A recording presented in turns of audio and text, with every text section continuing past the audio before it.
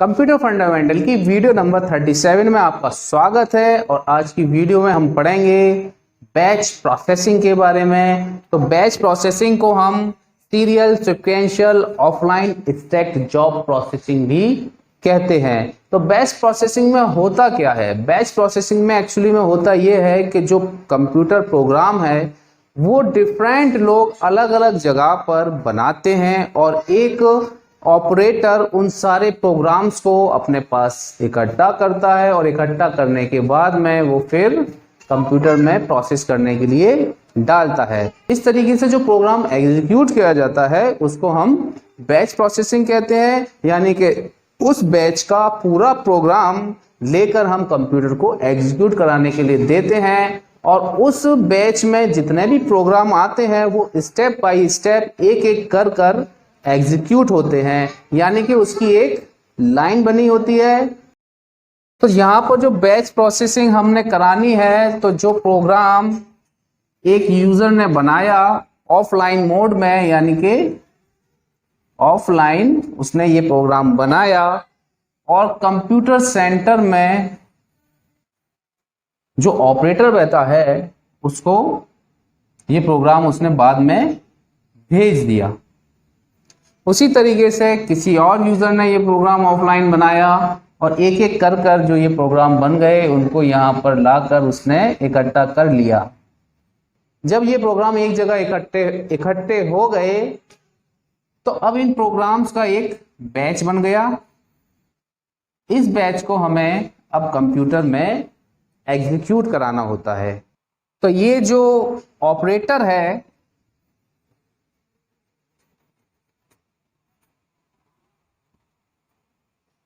वो इस बैच के जितने भी प्रोग्राम हैं उनको इकट्ठा करने के बाद में कंप्यूटर में प्रोसेसिंग के लिए इस बैच को ट्रांसफर करता है। इस बैच फाइल को कंप्यूटर में लोड किया जाता है।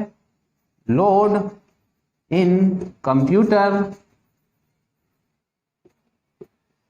अब ये जो हमारी बैच फाइल बनी इसको कंप्यूटर में लोड करने के बाद में हमारा कंप्यूटर एक एक प्रोग्राम को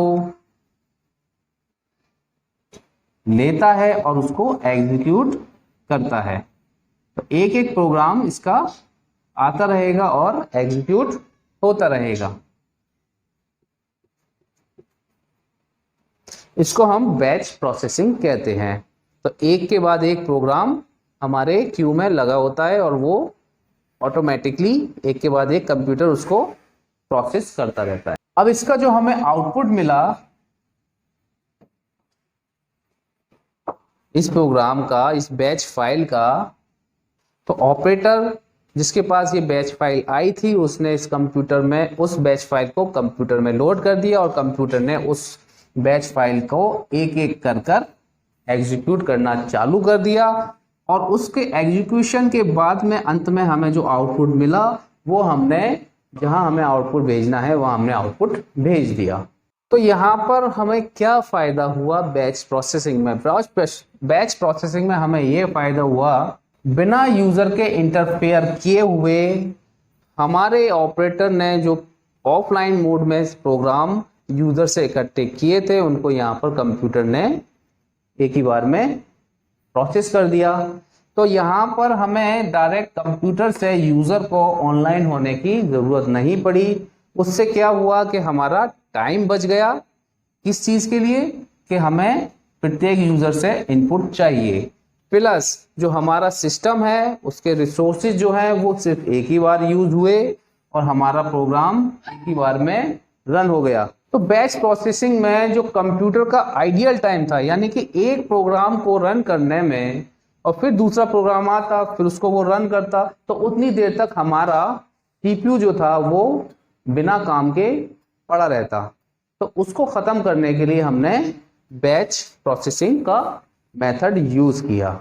तो बैच प्रोसेसिंग हमारे किस तरह के प्रोग्राम्स के लिए फायदेमंद थी? जैसे मान लीजिए कोई पेरोल का प्रोग्राम है उसके लिए हमारी बैच प्रोसेसिंग काफ़ी फायदेमंद थी। कस्टमर स्टेटमेंट और उनका हमें जो बैकअप रखना है उसके लिए हमारी बैच प्रोसेसिंग फायदेमंद साबित हुई। बैच प्रोसेसिंग से कुछ फायदे हैं, उसी तरीके से इसके कुछ नुकसान भी हैं। तो उसका सबसे पहला हम नुकसान लेके चलते हैं कि बैच प्रोसेसिंग के लिए हमें प्रोग्राम्स पहले इकट्ठे करने पड़ते हैं, यानी कि ये जो ऑफलाइन में हमारे पास प्रोग्राम्स हैं उनको जब तक हम इकट्ठा नहीं कर लेते तब तक हम प्रोग्राम को एग्जीक्यूट नहीं कर सकते।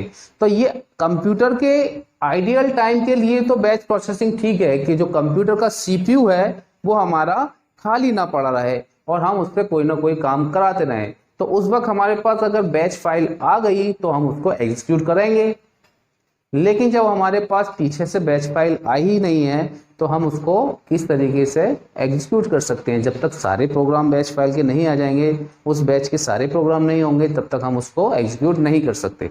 इसकी दूसरी बड़ी डिसएडवांटेज क्या है कि जब कोई बैच फाइल में हमारा प्रोग्राम जिसकी प्रायोरिटी ज्यादा है तो वो प्रोग्राम हम पहले रन नहीं करा सकते जब तक के उसके ऊपर के सारे प्रोग्राम रन नहीं हो जाते।